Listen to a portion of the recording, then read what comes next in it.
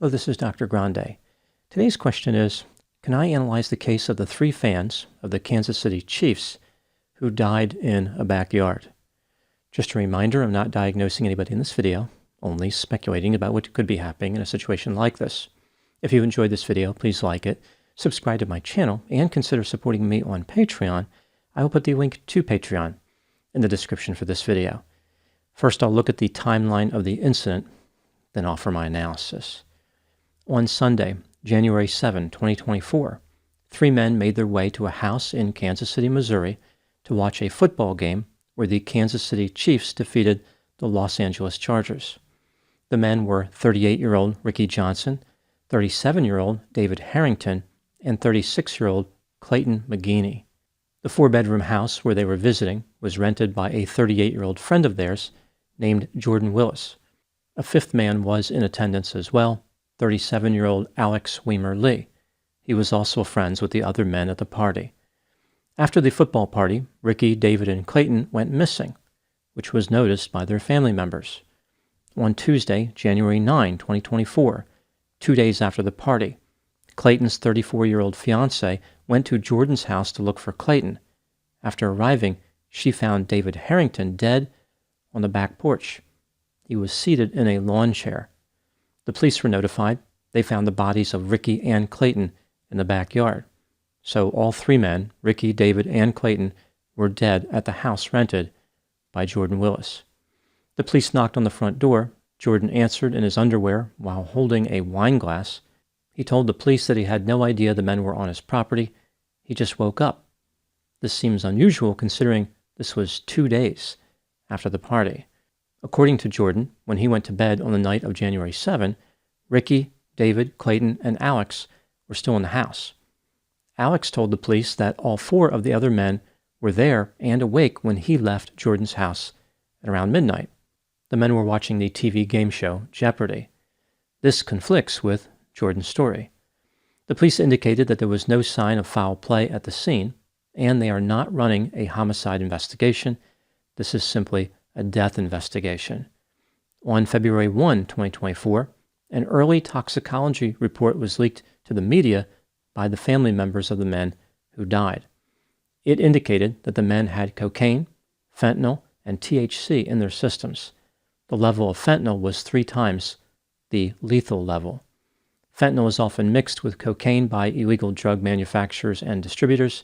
Perhaps the men were using cocaine and were not fully aware about the risks of fentanyl. Like they didn't know it could be mixed with cocaine, or they didn't know how much was in there. At the time making this video, the police are still waiting for the full toxicology report and the cause of death.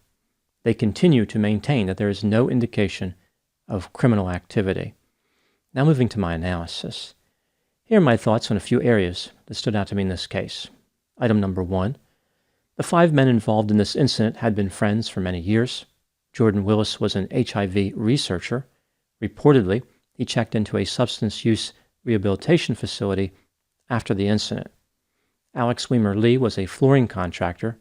According to an article published in the Daily Mail, Alex has a criminal record involving multiple drug offenses. Ricky Johnson ran his father's construction business. He had 3 girls, ages 14, 9, and 4. David Harrington was described as not being a drug addict or anything like that. Clayton McGeeney was a subcontractor for a small construction company. He was described as having some rough times with child support and traffic violations, but was on a good path. Item number 2, Jordan Willis hired an attorney who has made statements on his behalf. He acknowledged that people knocked on Jordan's door over the course of the 2 days leading up to the discovery of the dead men, but Jordan did not hear them because he slept with earbuds in his ears and with a loud fan running. Jordan did not receive any phone calls or text messages regarding the 3 men, and he did not see a Facebook message from one of their wives prior to the arrival of the police. Jordan consented for the police to search his house and cooperated with the investigation. Initially, the attorney said that Jordan was home sporadically in the 2 days before the bodies were found. Later, he said that Jordan never left the house between January 7 and January 9. The attorney clarified by suggesting that he initially meant to say that Jordan was sleeping and left his bedroom sporadically. This seems to conflict with the idea that Jordan was sleeping on the couch. People usually don't have a couch in their bedroom, but maybe Jordan did. Item number 3. There are many unanswered questions in this case. Here are just a few examples. Who exactly was in the house when Jordan went to bed? Was Alex there at that time or not? Why did Jordan sleep for 2 days on a couch? Was this related to drug use? Did he consume the same drugs as his friends? Why did Jordan have a loud fan running in the winter? He answered the door when the police knocked, but did not answer when other people knocked prior to that. Why didn't he answer the door earlier? If Jordan was sporadically leaving his bedroom during the 2 days, why didn't he see the dead men in the backyard? Again, David Harrington was sitting in a chair on the back porch. There's a large sliding glass door in the house facing that porch. Furthermore, there are 2 large windows in the living room facing the backyard. For those 2 days, Jordan didn't look out of any of those windows even one time. That is extremely difficult to believe. It appears as though Jordan had at least one dog. If this is true, didn't the dog have to go outside during those 2 days? 2 of the dead men's vehicles were still on the street in front of Jordan's rented house. Even if Jordan did not notice the dead bodies, how did he miss the vehicles? Item number 4. What caused the 3 men to die? The report has not been released yet, so there's no way to know for sure, but there are 2 obvious potential causes based on the evidence available so far. The men died from hypothermia because they were incapacitated by fentanyl, or they died from a fentanyl overdose and their bodies froze after death. Ultimately, fentanyl is to blame either way. A few people have come up with this theory that the men froze to death. Like they didn't die from hypothermia, rather they froze solid, similar to a scene from a sci-fi movie. This is extremely unlikely. The mechanism through which people die in cold weather is hypothermia, not freezing solid. Others have suggested that the men would have woken up if they were dying from hypothermia because they would have been shivering. This is not necessarily true. If the men had taken a sufficient dose of fentanyl, there would be no shivering. It would function like an anesthetic. Fentanyl is actually one of the drugs used in general anesthetic. Just about anything could have happened to the men, and they would not have woken up. This brings me to item number 5. What is fentanyl, and why is it often mixed with other drugs? Fentanyl is a synthetic opioid used to treat severe pain and chronic pain. It is 50 to 100 times more potent than morphine. Unfortunately, people sometimes illegally obtain fentanyl and misuse it, which can result in negative consequences like toxicity. An overdose of fentanyl can result in slow breathing or the discontinuation of breathing. This leads to hypoxia, which is when a decreased amount of oxygen reaches the brain. This, of course, is not compatible with the fentanyl user's continued survival. Synthetic opioids are the most common drugs involved in overdose fatalities in the United States. In 2017, 59% of opioid-related deaths involved fentanyl. There are 2 main reasons that fentanyl is often mixed with other drugs like cocaine. Fentanyl is cheaper to manufacture than cocaine, so it is mixed in to increase profit margins. And fentanyl is more potent than cocaine. It produces a more powerful high. Sometimes customers demand the mixture in the pursuit of pleasure. Item number 6. What do I think happened in this case? This is just a theory, my opinion. Ricky, David, Clayton, and Jordan consumed cocaine mixed with fentanyl as they watched the football game on January 7, 2024. They did not expect the fentanyl to be mixed with the cocaine, or they underestimated the potency of the fentanyl. Jordan was fortunate. He passed out inside the house. Ricky, David, and Clayton were not as fortunate. Due to the effects of the drugs, one of them left the house after midnight, now on January 8. The other 2 followed. The men could not appreciate how they were in danger. They may have been trying to get to their vehicles when they ended up in the backyard. The fentanyl caused a loss of consciousness, and the men died of hypothermia. Alternatively, they simply overdosed on the fentanyl.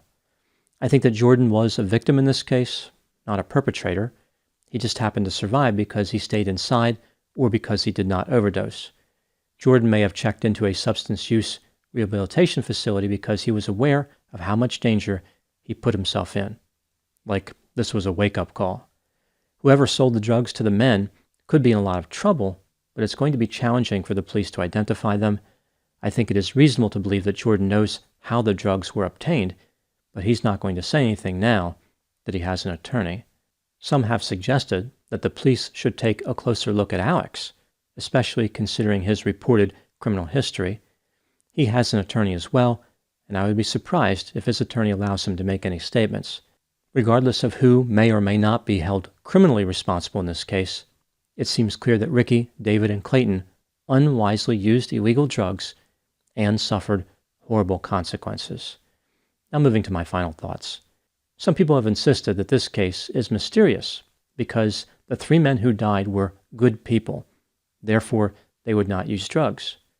This is conflating 2 issues, the idea of good versus bad and the idea of using drugs. The motive for substance use is not related to being evil. Rather, it's based on maladaptive behavior, sensation-seeking, impulsivity, and physiology.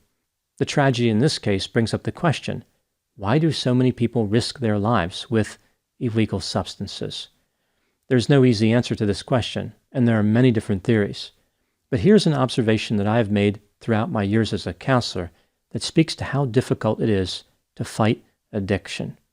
This is a compact way of understanding a complex problem.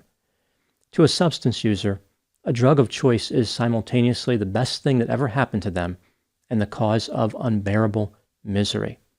The drug is the giver of happiness, life, purpose, and pleasure, but at the same time, a demon which possesses them and repeatedly foreshadows their destruction.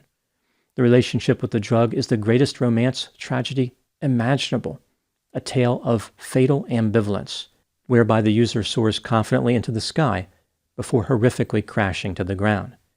The drug is not deceptive.